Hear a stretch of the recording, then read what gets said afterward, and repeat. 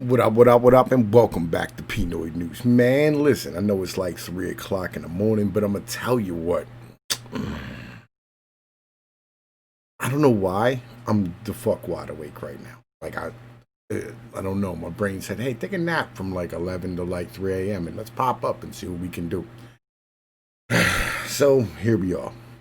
But I found a news article yesterday that I wanted to bring to y'all and tell y'all what's going on. Governor Tom Wolf of Pennsylvania announced additional temporary COVID-19 restrictions for PA. All right, let's get into this and see what he said. All right, so it's basically covering indoor dining at restaurants, closures of gyms, theaters, and casinos, new limits on indoor and outdoor gatherings, and the suspension of school sports and other extracurricular activities.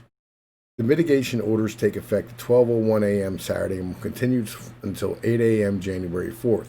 With these measures in place, we hope to accomplish three goals. First, stop the devastating spread of COVID-19. Let's be honest here, all right? The vast majority of cases have been in Pittsburgh and Philadelphia. The rest of us really don't give a shit about this. Second, keep our hospitals and healthcare workers from becoming overwhelmed. Again, Pittsburgh and Philadelphia, you know what I'm saying, are the problem. But, by all means, let's restrict this for everybody, right? And third, help Pennsylvanians get through the holiday season and closer to a widely available vaccine as safely as possible. This is a bridge to a better future in Pennsylvania, Wolf said. Somebody needs to, punch this dude in the mouth. All right. In-person dining and alcohol sales. All indoor dining at businesses in the retail food services industry, including but not limited to bars, restaurants, breweries, wineries, distilleries, social clubs, and private catered events, is prohibited. Great. So we're back to destroying more individuals' businesses and not handing them any money for doing so. Outdoor dining, takeout food service, and takeout alcohol sales are permitted and may continue subject to any limitations or restrictions imposed by the Pennsylvania law or any other order issued by the Secretary of Health by the governor. Fucking awesome. Multiple studies have found indoor dining to drive case increases in fatalities. A study by J.P. Morgan, of course. Wait. Why would J.P. Morgan be part of a health study? Like his credit card spending of more than 30 million Chase cardholders in Johns Hopkins University case tracker found that a higher restaurant spending in the state predicted a rise in new infections in 3 weeks later. Additionally, research from Stanford University found that restaurants accounted for a significant amount of new infections, while research from Yale University found that closing restaurants reduced fatality rates. Let's keep going, right? Indoor gathering and events.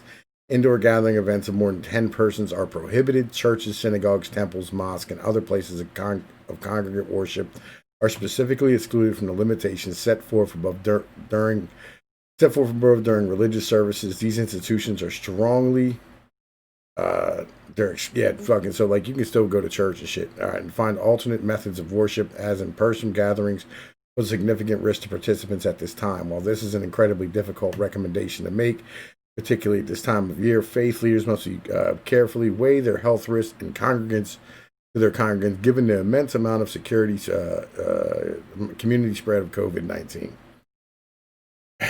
Outdoor gatherings and events of more than 50 persons are prohibited.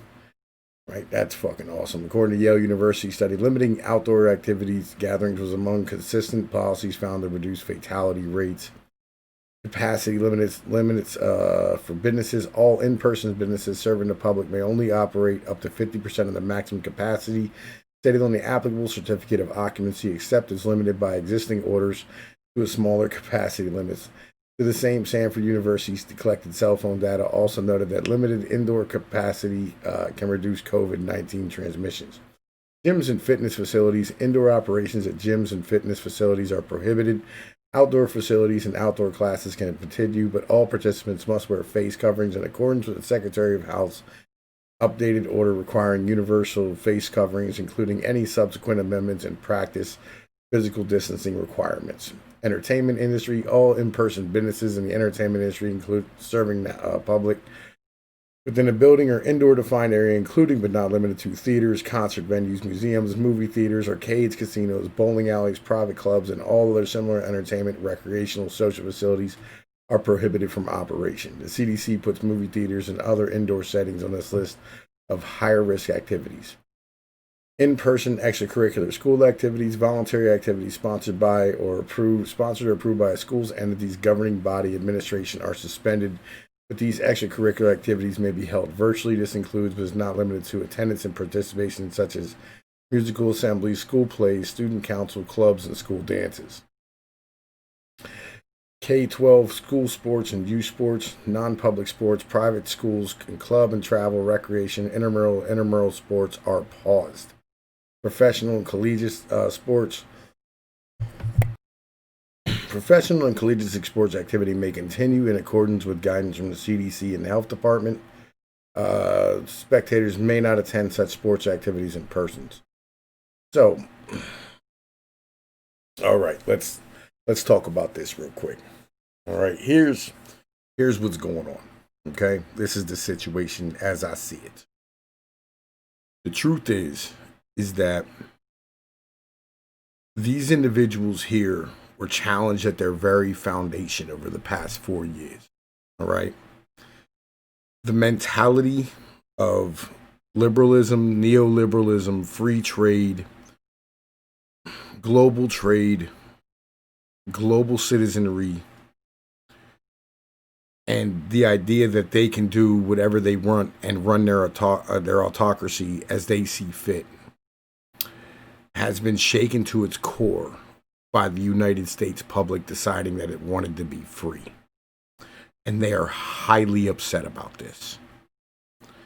So what they are doing is they're standing here closing down all the places where you would have the discussions to stop them from taking back your country and giving it back to the oligarchs.